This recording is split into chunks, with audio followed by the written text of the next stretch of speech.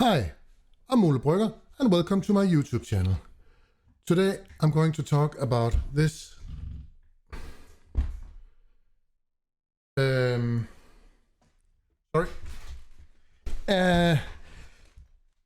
that was exactly what I was going to talk to you about.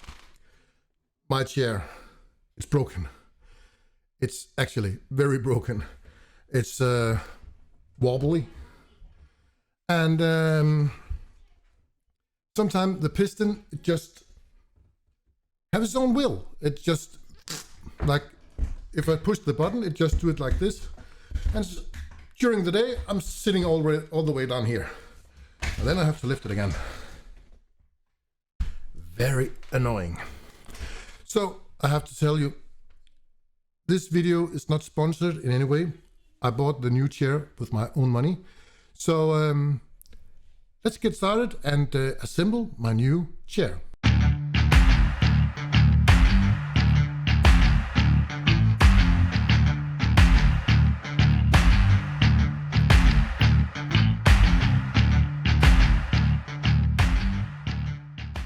First, I wanted to show you what's wrong with this chair.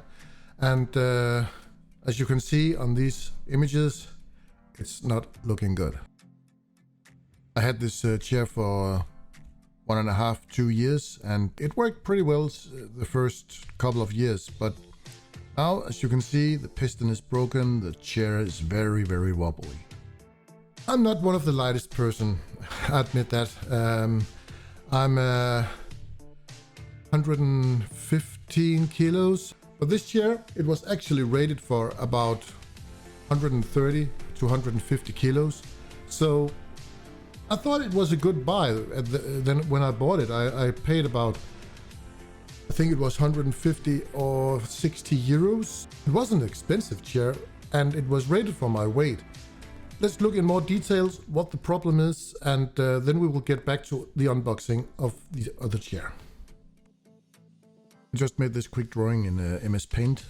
The problem is that you have these two plates that are connected with a rod with some holes inside and outside where it's riveted.